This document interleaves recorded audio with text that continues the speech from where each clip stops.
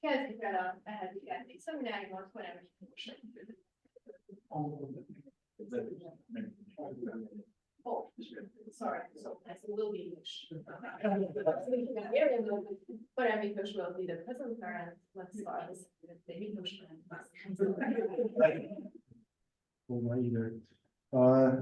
Thanks very much for coming to the talk. And thank you for those online listening. Let me actually begin by saying that, I think in general it's important to, work with excellent colleagues, and I see that some of my senior emeritus colleagues are online. I think it's a shame that they're only online and cannot be here. And I think in this particular project, it's super important to rely on their feedback. So I welcome your questions and comments. So this is joint work with Gergely, Attila, and so a number of disclaimers about support, but let me highlight that this is so we started working on this actually during my first years, so very long time ago. So those co-authors of mine in the audience, you will appreciate that I'm slow not only with you but not everyone was laughing, and I can understand. And so basically what we're doing here, let's take this picture from 1980. This is, I believe, in the Taurus tire production company. And those old enough will recognize Kadar, the chief secretary of the Communist Party, surrounded by somber gentlemen inspecting production being carried out in this important socialist factory. And I have no idea who the other people are. Gross, Karol Gross. Very short. Okay. But then contrasted with this other picture in just 10 years later in 1990. So, and this is actually the day when the Hungarian Stock Exchange opened, I think in June 1990. This is the first day of trading. There's only one stock, I think, IBUS. That's a good trade, but people are young and happy and optimistically looking forward to making a lot of money on the stock exchange, or at least trading on the stock exchange. And so I kind of want to highlight that part is a generational thing, but partly, of course, there's transition in between these two events, and these are the topics we would like to explore. Let me show you some descriptives about administrative data, and I will tell you more about where this data comes from and all that, just to get us in the mood.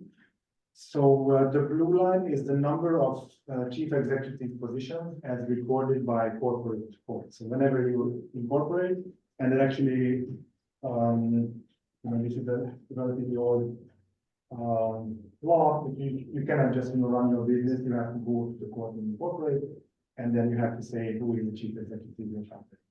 And then we count how many of them there are. And even in the 80s, there were actually quite a few businesses, if you like, but many of them were gay and so these small partnerships besides large corporations or other strange forms of collaboration. They had, in total they had something like 20,000 executive positions. It may not be the same as running the business today, but so about 20,000 people were involved in running these businesses in the regions. Now come 1989 and 1990, there's a dramatic increase in the number of businesses and the number of executive positions. So by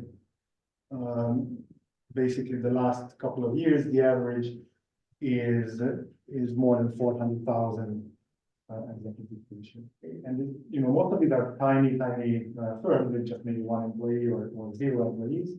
So if you exclude businesses where the owner and the manager are the same person, then of course the increase is much less dramatic, but it's still a multiple of the previous So there are, you know, these smiling faces here, partly about, you know, new opportunities, business is liberalized, and you know the world is going to be different. And so we're interested in kind of how kind of coming of age, coming of like management age in the 80s versus 90s is potentially. Another thing that has happened in this period, and we think these are correlated, is that business schools became much more popular. So this is it's actually on the log scale, otherwise you wouldn't see anything. Everything would be taken up by some of the trends.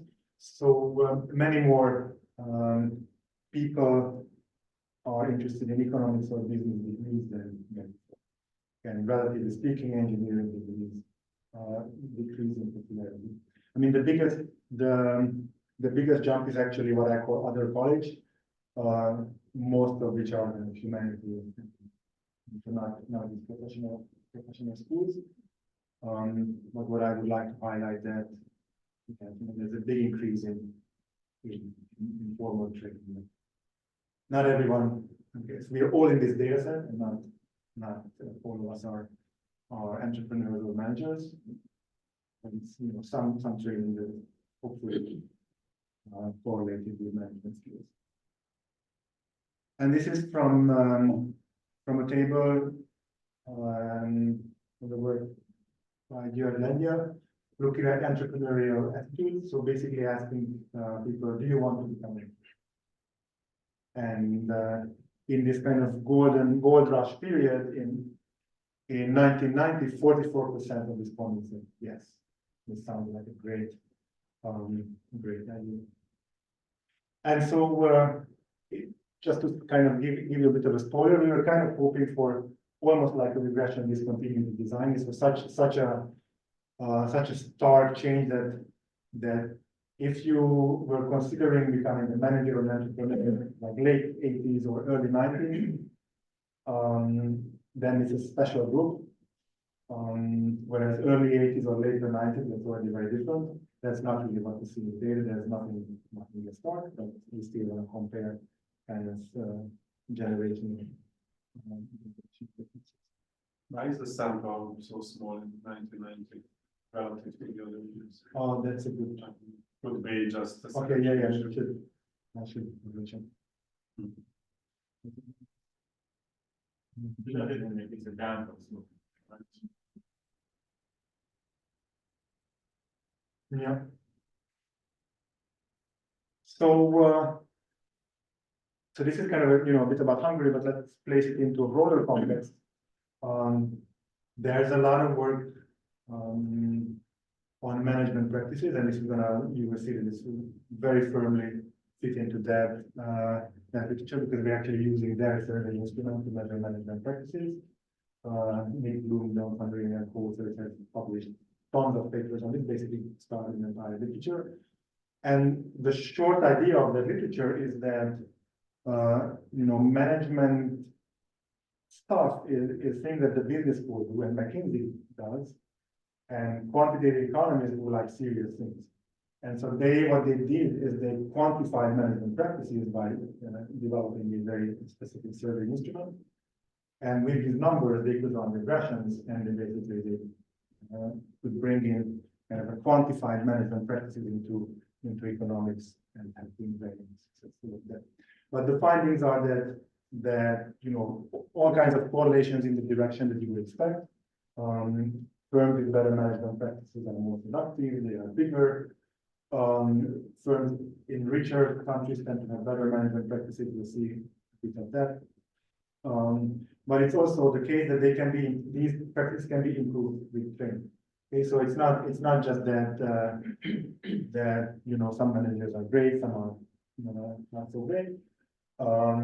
You can actually invest and train your manager, and then they go to improve. So what is the causality, if any? So is it that better firms can afford better managers, or that hiring better managers, Yeah, so they emphasize the second one, so that management improves performance. I think it's both actually. But so there are now very, very clearly identified. So basically randomized controlled trials as well, that you provide management training to some companies and others and see them. And Michela Giorcelli's paper is kind of a natural experiment. She has several papers around single lines. This one is about the Marshall Plan in Italy. So in the 50s, the US basically offered free management training for Italian business people. And she basically studies she did similar kind of historical natural experiment study for the US, for example. And again, very similar. Providing this training is good. There's really no question about it. At the same time, I also want to say that it's not only the training that you put in, but also managers. So this literature is pretty distinct from. There's a bit of content, but not too much. This is mostly on the finance side, in corporate governance or corporate finance. Who is your chief executive, and if the chief executive leaves, what happens, or if the new chief executive comes, what happens, and trying to identify effects from there. And so the broad pattern is that it is important who is your chief executive, and they kind of help explain different practices across firm behavior, but also firm outcomes. And so getting closer to our topic is that there was this large scale change when this huge liberalization, and bright young minds decide to go to big business schools as opposed to engineering. There are many other examples in other countries of large, maybe not as large a scale, but pretty large scale interventions when it comes to education, or when it comes to liberalization in Italy, in Vietnam, in Colombia. And so what we're doing here is we think that the Hungarian experience is not necessarily unique, but it's definitely large enough to be worthy of study, because this is kind of this socialist to capitalist transition is kind of like a natural experiment that is useful for us. And so we learned a lot about how entrepreneurs came about in this period from interviews and some of the quantitative surveys from which I just posted the table. So we're trying to connect this literature to the management practices. Also related that Germany is another excellent case study, because they not only do the transition, but also the unification. So people have studied the long-run effects of growing up in East Germany versus West Germany, and the short summary of that literature is that it leaves them on. So preferences are going to be different. So it's not you can't have a very big investment. So what we're actually doing in this paper, so we're going to study Hungarian managers and their management practices. I'll give you a bit of results and administrative data, but that's mostly in another project that. So I want to focus more on the survey, and then we also have a survey using the World Management Survey instrument, within some process that we conducted in 2018. And actually, I'll tell you a bit about the logistics of the survey and the struggles with that. Some of you might appreciate it, just to communicate a little bit. And then the question we are asking in both of these data sets is, can we detect any difference between like old managers and young managers? And I think, again, our initial idea was that all this is going to be super clean. If you finish college before 1988, you're an old manager. If you finish college after 1988, you're a young manager, and it's going to be so clean. It's not really clean. I think there are some trends and differences. I think it's partly because already the 80s were fairly liberalized and school courses, which is still Karl Marx University, but it was already, I think the curriculum was already fairly liberal. So the data that we have on the admin side is all the corporations and all their CEOs, as I mentioned on figure. And we're going to measure manager quality as kind of how big is your firm.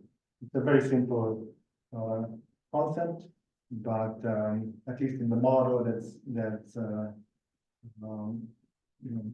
the better you are as a manager, the more resources you can hire and the more next.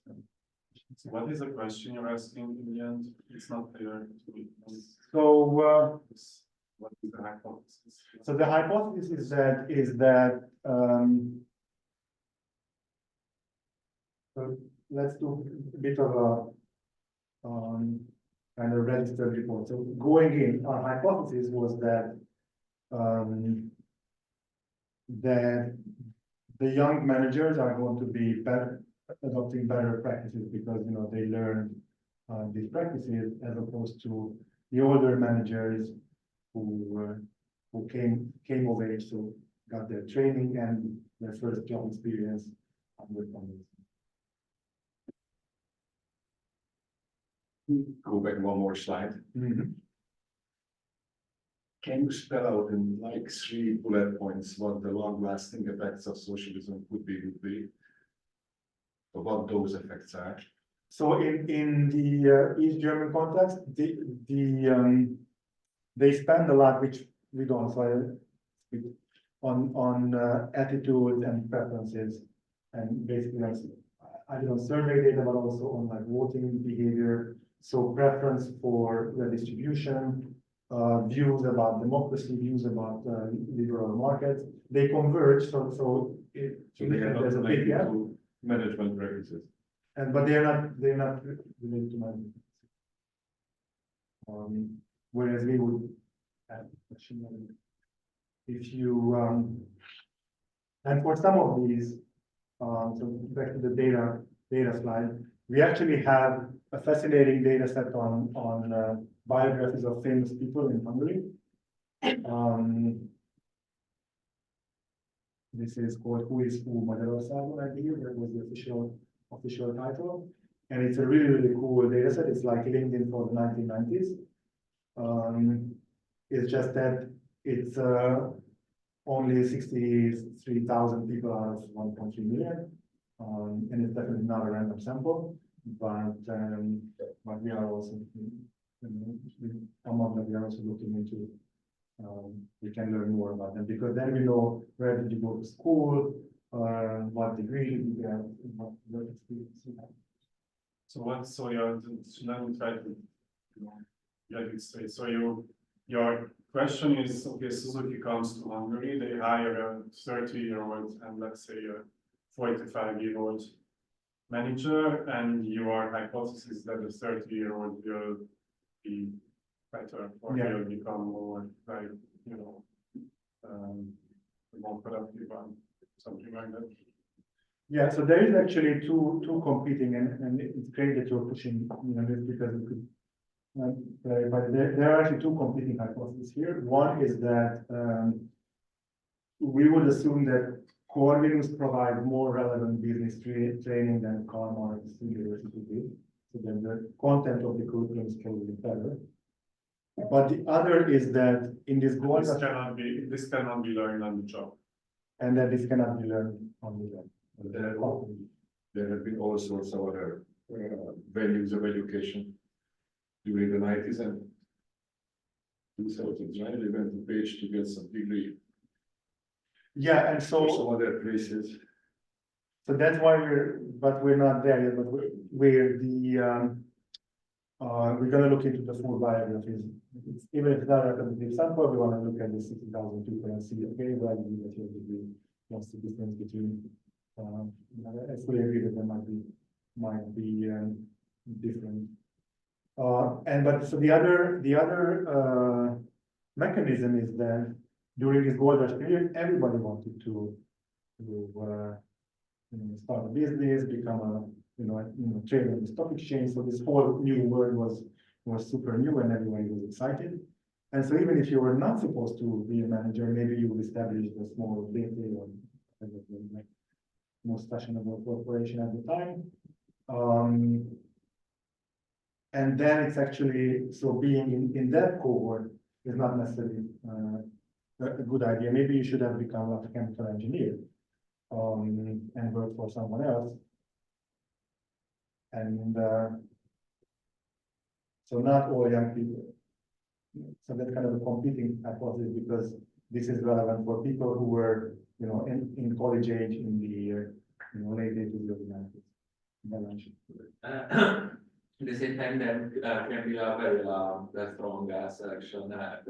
For example, I don't know whether it's true, but if you work at a chemical industry firm, you could be only a CEO if you had some kind of chemistry related stuff. But if you have some kind of very good business related things, you could be maximum the leader of the accounting department. But after the transition, everyone wanted to become a manager, and there were sales selection, namely that if you survived as a manager, it is because you were good at it by accident or by nature. And this selection can be true even if curriculum do not change at all. And the question is that whether you can distinguish this kind of selectivity from the better school. Great idea. We haven't followed it. I mean, because this would basically mean there are like two dimensions. There's like some sort of general knowledge. You are climbing up the ladder, chief chemical engineer, and so forth, and some sort of general management knowledge of how to run a business. And different payoffs to what we can think more about that. We haven't so far. It's a great direction. And who is being selected depending on the returns to these two types of things. There is just one point related to that. Overall, in this management literature, a consensus that general management skills are very important and are increasingly more and more. So at least for top US firms, it's not really industry specific. You have to kind of be able to do and run a large organization, but it doesn't really matter what the business actually does.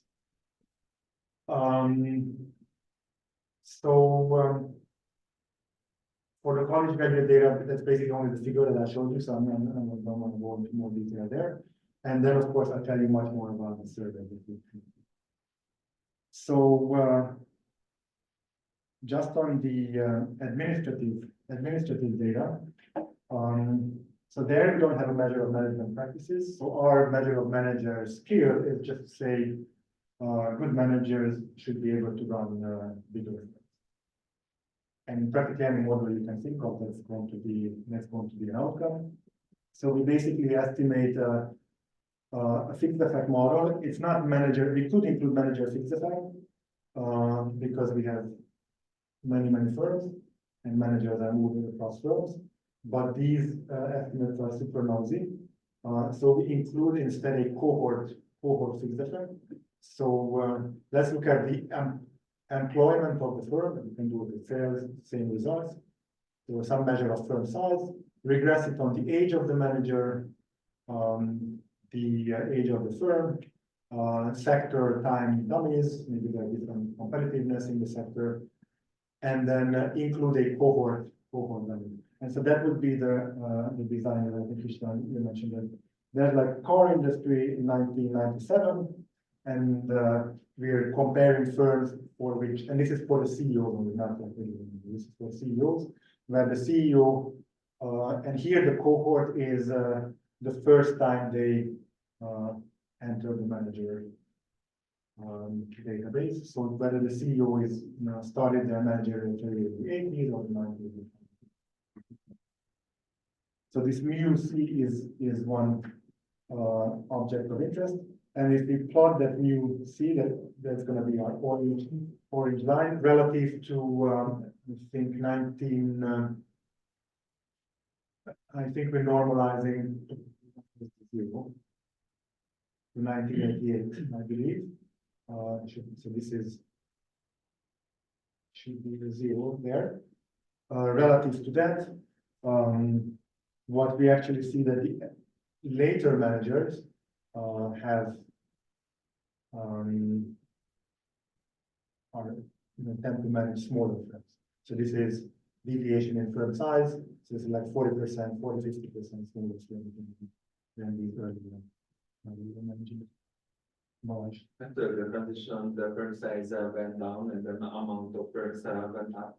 So why don't we use some kind of productivity measure, at least sales per worker? You observe workers stuff, and you could do it quite easily. Yeah, we could. I think at some point we did, and broadened the patterns. So here we were looking for, there is a pretty sharp decline, but it's not clear to me why, why it's still low in the 2000s. I could explain that in the early 90s, where basically everyone wants to become, so the blue line, so I haven't said what the blue line is. The blue line is, we've already seen that line, just now it's in ratio. So what proportion of new CEOs as a fraction of 35-year-olds on age cohort, because it might be that demographic effects as well, and it just shoots up that, everybody becomes a CEO. And so the selection mechanism of the two would suggest that the average quality of the CEO should be. What is the orange line again? So it's from the fixed effect regression. So basically, relative to a CEO who joined in 1987, not this company, but ever appeared in our data set in 1987. Is your company bigger or smaller? And how do you deal with entrepreneurs? And if you exclude them like in the first round? Here I think we do, yes. The pattern is the same, whether we exclude or not, just the numbers, so the scale is different, because there are many more entrepreneurs, but the pattern is the same. So now here we have 4% are, I think it excludes the entrepreneurs.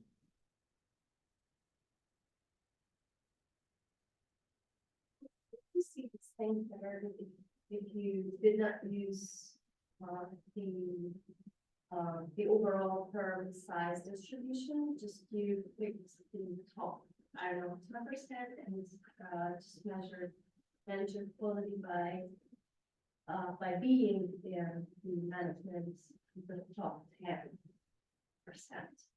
so that you're not messing up with a small firm. Yeah, that's a great solution. We did exclude the entrepreneurs and check the figure, which would exclude, so most of those are tiny, 1, 2, 3, 4, 7. So partly takes care of this, but having this different metric more like, can you make it to the very top? That we could also look at.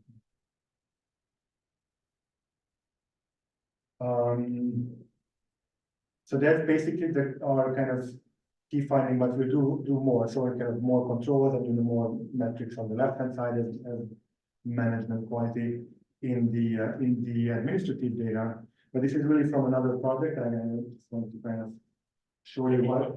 So young managers manage smaller firms. the takeaway?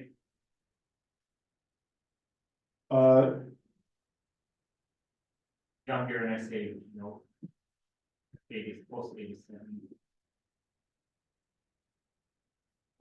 Yes, yes. I mean, clearly because of the way it's set up, like the 87 is like and the first 3 years, could there be even like in 88, in 87, there was 0 88 stuff, right? Or so the core, this is, I should have said, this we're estimating, so the management quality, we're estimating after 2000. So it's not like, we're looking at when you're starting your business, what happens to you. But like, so your entry cohort is important, but only in determining like when did you enter, not the actual. So the orange, and I should have been more specific about it. This orange line doesn't mean that this is data in 1980s. This is data in firms after 2000 would, with managers who started in the 1980s. They still tend to be bigger. But it's not that those firms in the 1980s were bigger, they were big because they were like socialist communities. But they excluded people. But then how you get these results then for the three? So these are for managers who kind of stuck around long enough, and there might be a selection issue there, who entered in the 1980s, but were still around in 2000, and were still running firms in 2000. It might be a completely different firm at which they started. They tend to be in bigger firms than the newcomers. I'm actually we did it a number of ways. I'm actually curious to discuss this more about other ways to do this. The challenge in the admin data is we don't have a direct measure of manager quality, so we have to kind of insert something without contaminating it too much. Is it there a strong selection bias? So the older you are, so assuming that the good managers stay in the business, the older you are, the more good managers you see. Yes. Yeah, so we try to control for manager age. We try to have And this. older when you enter. And that's kind of a fundamental, and I think I suggest to postpone the discussion a little bit, but in the sense that like a fundamental, if you want to identify cohort effects, but like calendar time is happening, and people are also aging.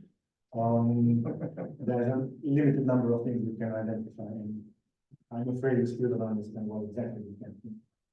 But I do want to get to the survey.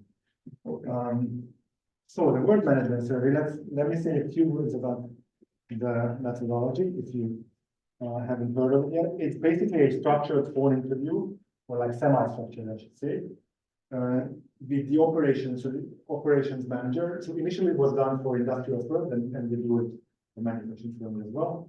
Now they do it with like hospitals, universities, and other organizations as well. And so the way this works is that the surveyors are very, very well trained on what to listen for.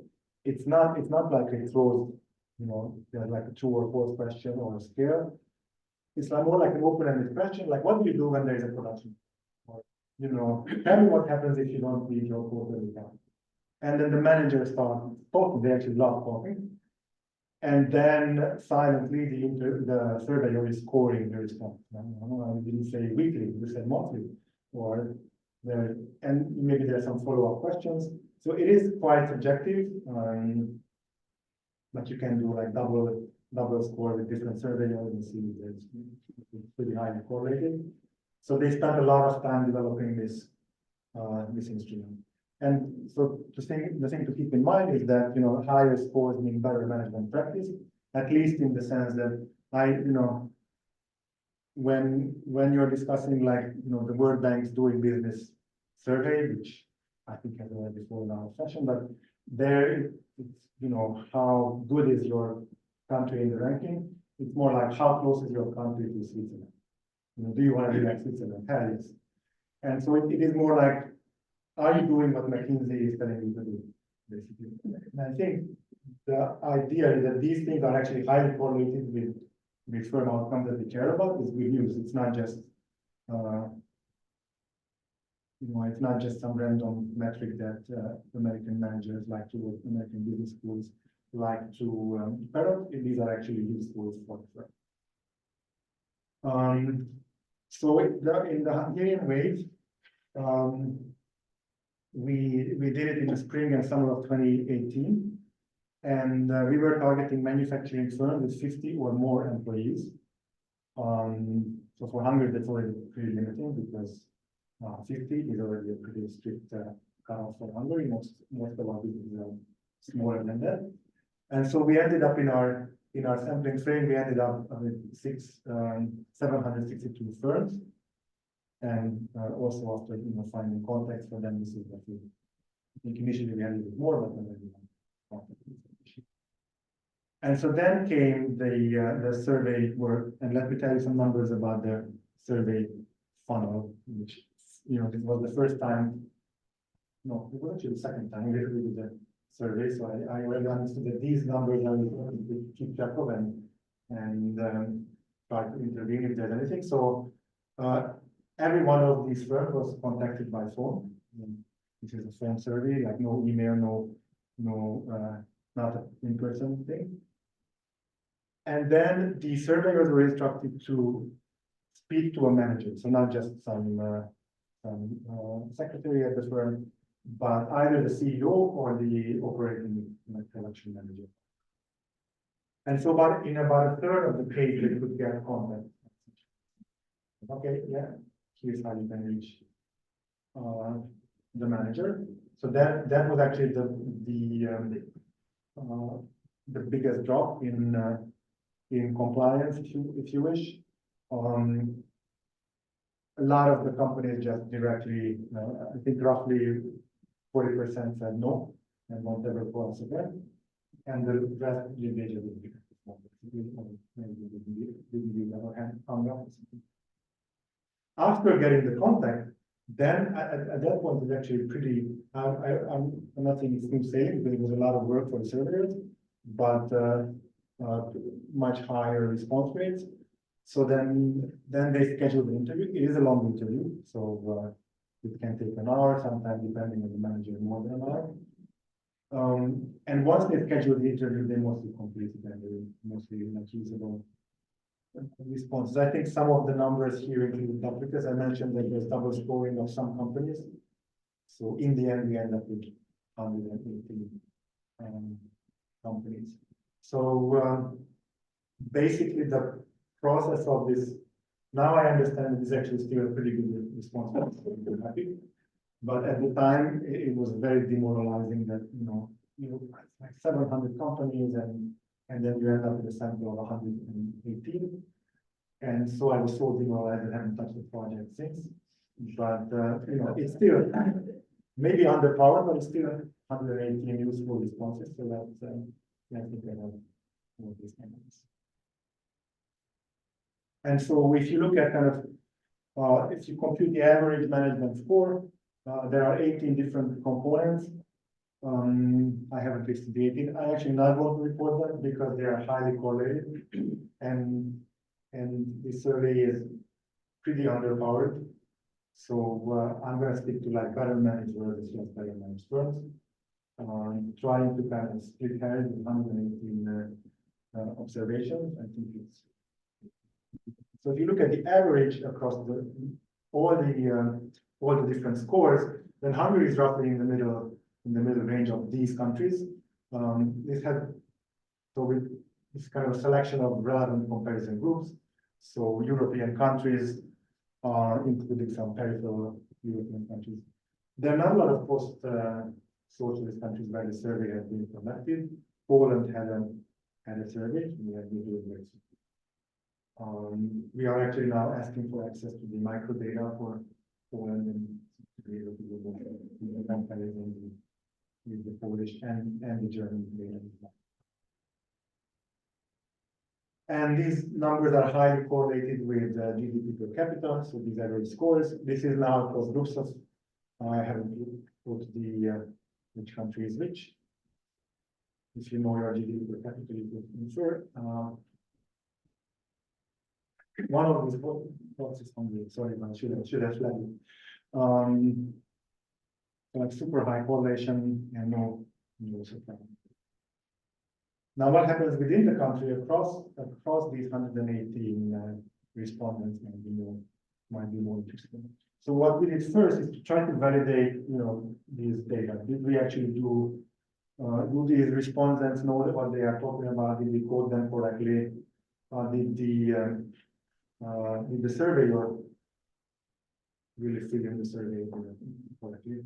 So some sort of validation exercise. So there are a couple of things that we can observe both in the administrative data and it's also asked in the survey. And so we can ask, how correlated are these things?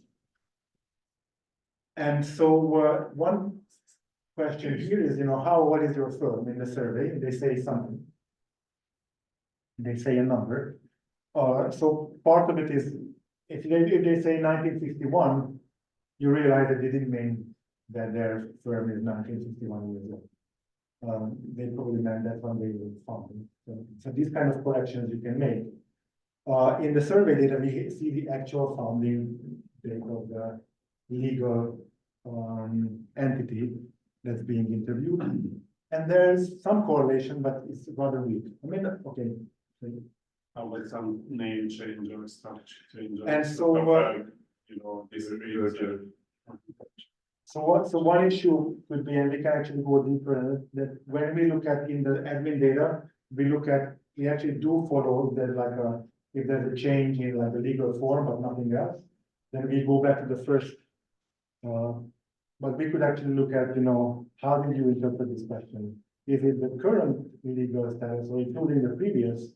I think a firm an old firm in 2018, it might be their third incorporation. It's very easy. They might have started out as a GMK in the 80s, became a KRTK in the 90s, and then a KRTK in the late 90s. So kind of which do they respond is a potential bias here. Similarly, here the correlation is actually, except for some what I would call outliers, strange responses, the correlation is actually very high, and I think my interpretation for these very high numbers, these are in the survey, when in the actual data we know that this firm doesn't have 30,000 employees. They might actually mean because this is actually a multinational company, and they might actually mean that the group has 30,000 employees. So and this is something in other surveys we are worried about, and there's some of this, but actually if you take out those big numbers, and the correlation is actually not good.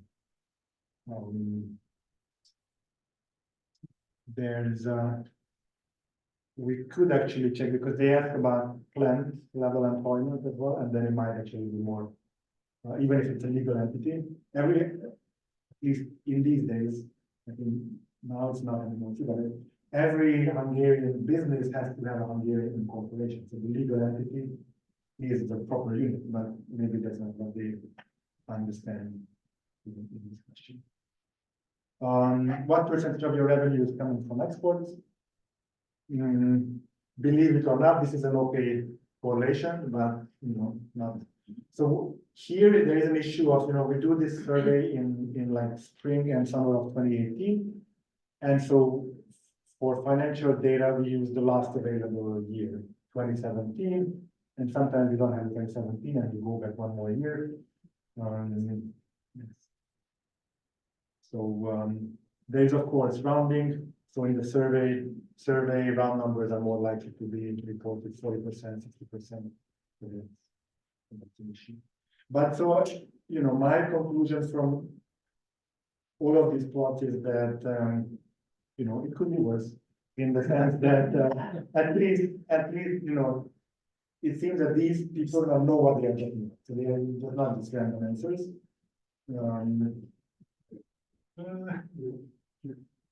And then let's look at our variable of interest, which is the cohort.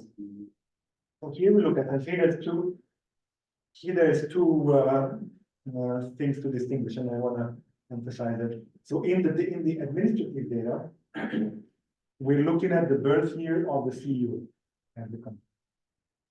And the respondent is asked, how old are you? And the respondent might not be the CEO. And we're gonna check for that in a second. But so again, pretty strong correlation. And if you think that this is all that's happening is that the respondent is not the CEO, then we can see that older CEOs. If you take out that line, people know who they are. The rest. Okay, so let me show you that. So if the respondent is I visually take this line out, rest is just then the rest is just no. That I agree. So look at it. If the respondent is the CEO, then most of the time they know their own age. So I think there's like 20 people that wrong about their birthday. And so here, I think it might be that, what our cleaning that we do, so if you say 1951, it's clear that it's a year. But if you say 8 years, then actually we conclude that, so if it's 88, doesn't mean that you're 88 years old. There's no one in the data who's 88 years old. So then it means that you were born in 88. So maybe we are introducing something. But Sorry for the question, but those people who do when they were born are doing better as a manager as well.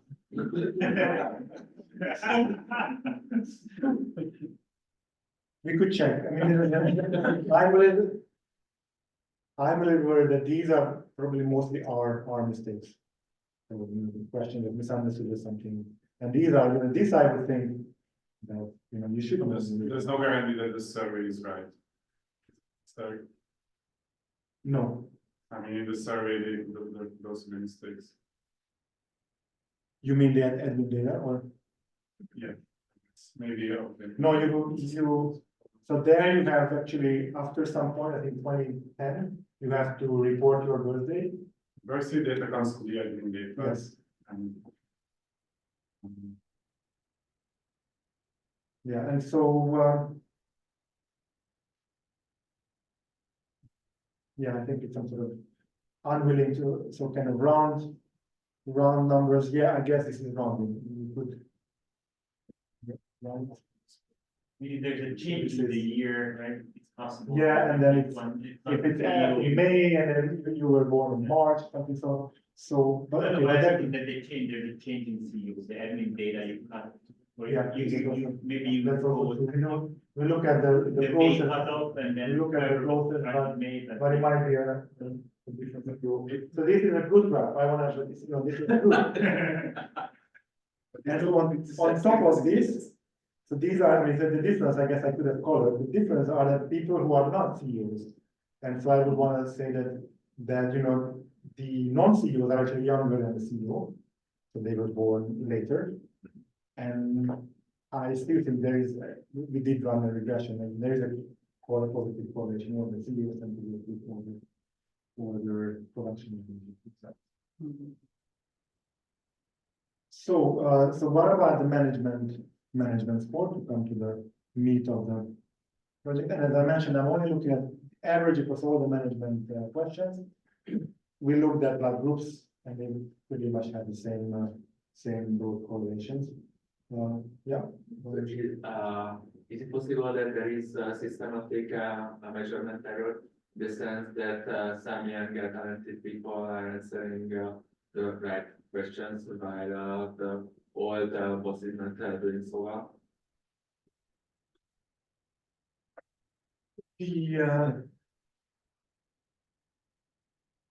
That's a great point, and in the sense that you know what you should be answering. They don't reveal it. So the interview starts with them. We're gonna be discussing lead management practices, but it's not even revealing that you are being scored. But if you are young and went to college or something, and then, I remember lead management practices, I know what I should be answering, and there might be an issue, but there wouldn't be. This kind of error, but you want to, I don't know, look nice, but rather you want to do the right thing, but you are not allowed the CEO. And you rather just say what you want to do and what you try to do, but it is not done correctly because your own bosses. So good. There are some questions, and we could actually explore. There are some questions about constraints, like what constraints you and so we could explore. Because we are looking, but again, because of the very small number of observations, I don't want to split the sample to five. So if we look at like young CEOs, old CEOs, young managers, old managers, and we could ask like how they do them. But around a third of the time, it's the CEO that's responding. So then. So without the cohort effect first, so things are correlated with management score. Bigger firms are better managed. Which way the causality goes? It's a question, but this is a correlation we want to see. Otherwise, we don't really believe in management scores. And two other things I would like to point out. One is that if the person is also an owner in their company, the CEO is also an owner in their company. So these are like founder managed firms. So like they are worse managed. They have worse management scores. It's actually there are some results in corporate governance, which I think is important for us as well. And foreign firms, even for the same size, tend to be better managed.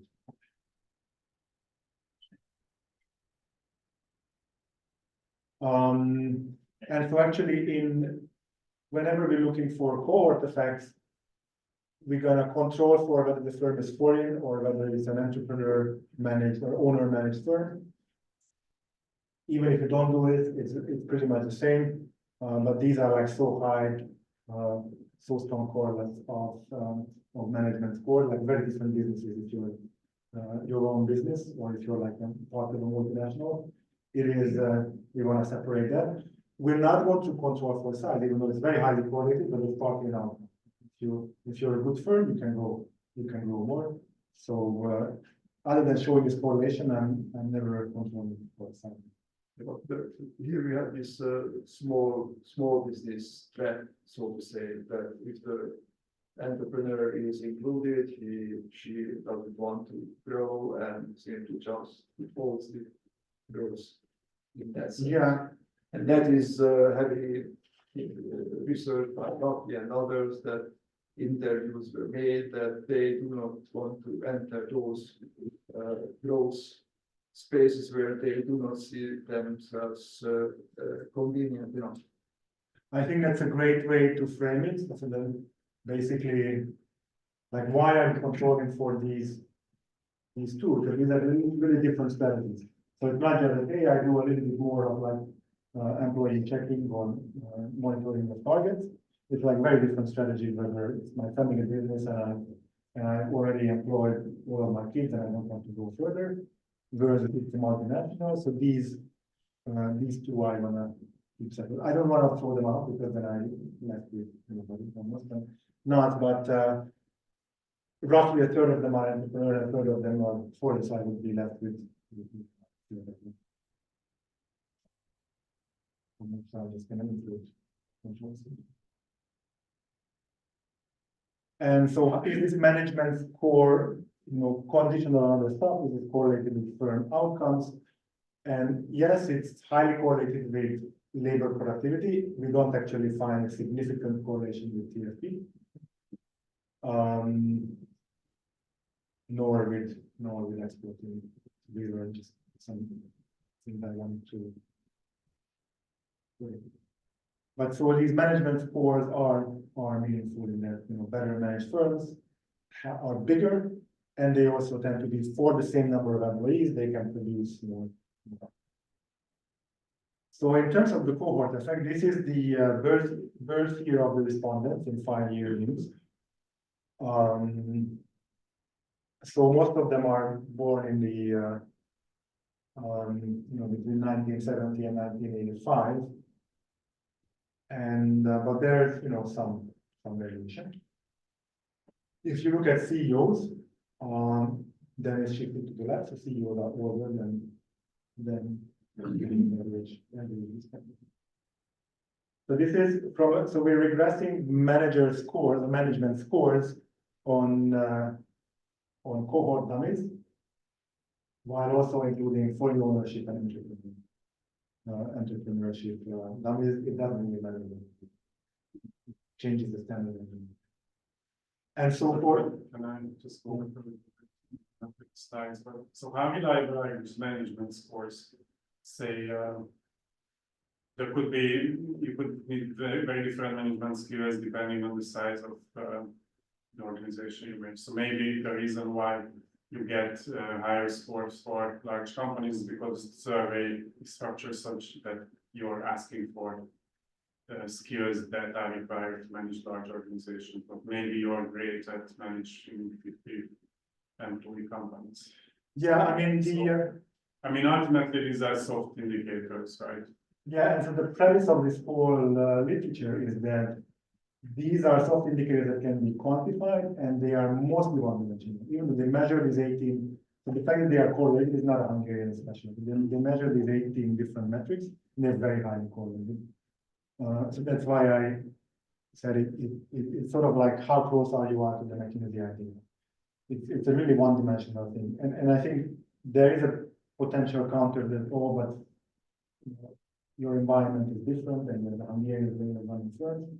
No, I don't believe in that, but I do think that, with size, things change. So to manage a 1,000-member organization, you need probably a lot more, kind of.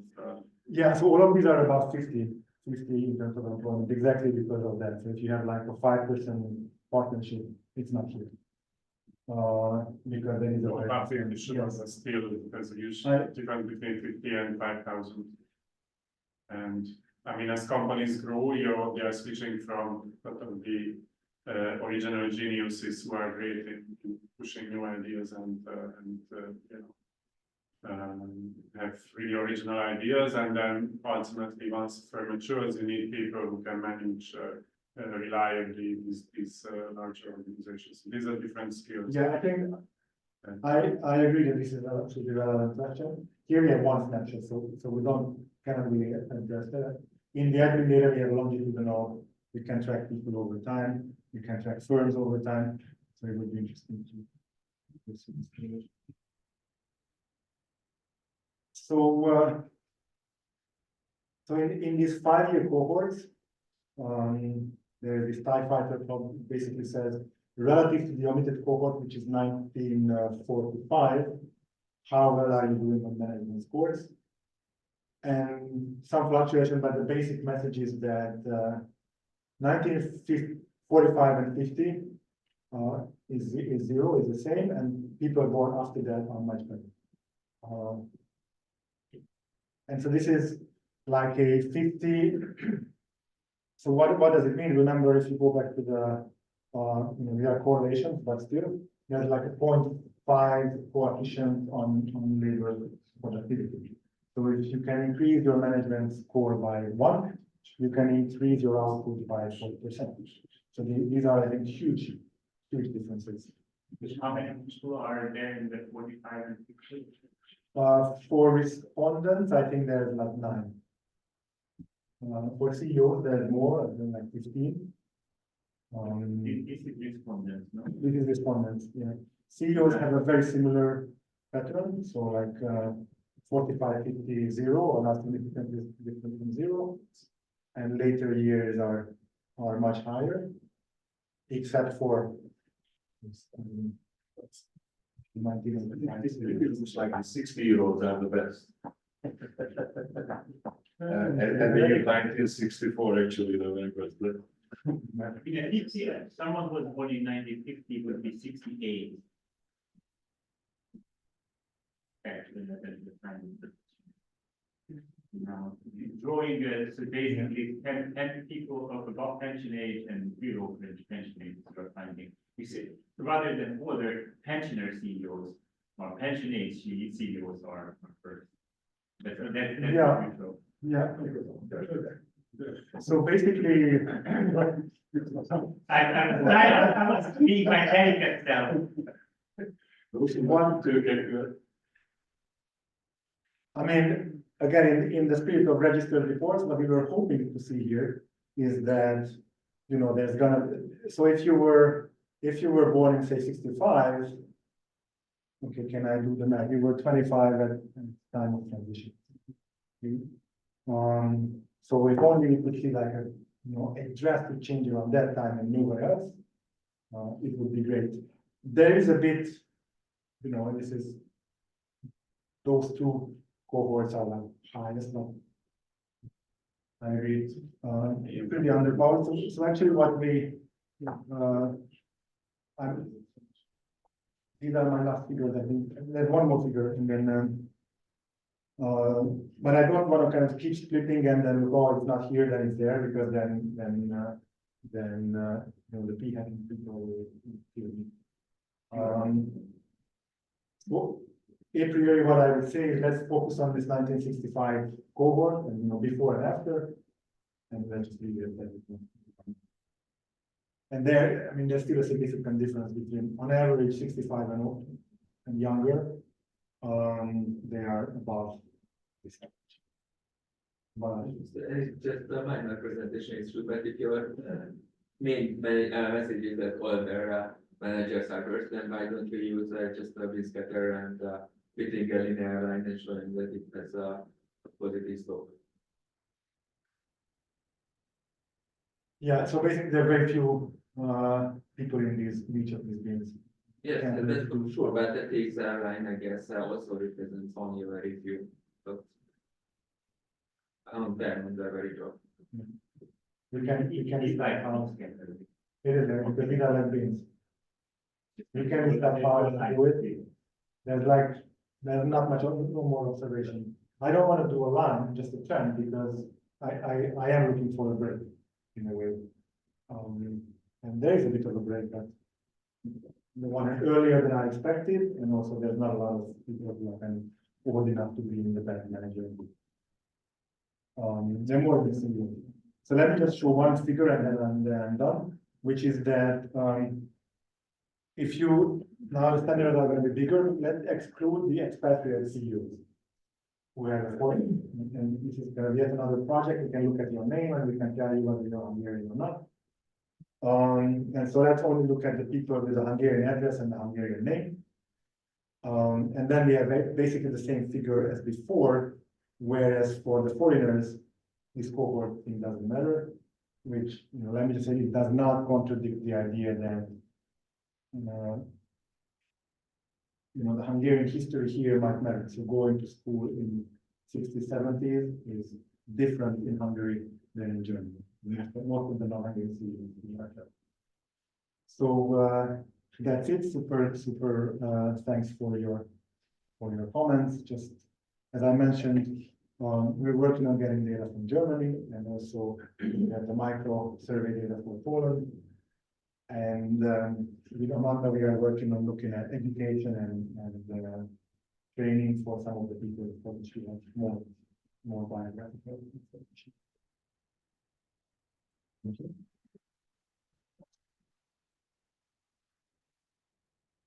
So we have time, really, let's say, 2 questions.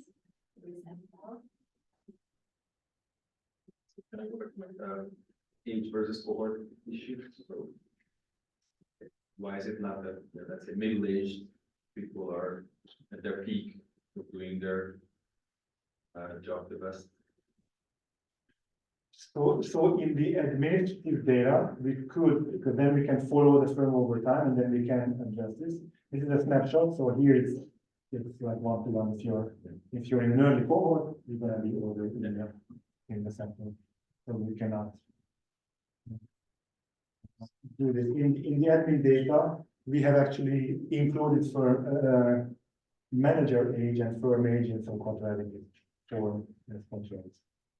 And basically, you might have a peak and you might decline. If you would address that. I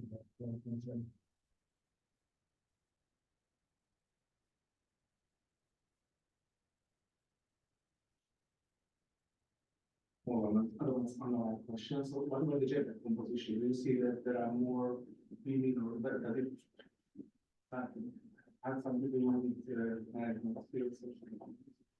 That's a great question. We should plot that. I think it's still pretty low throughout this sample, but it might be, yeah, we don't have it. I don't know if it's. Thank you very much. Thank you.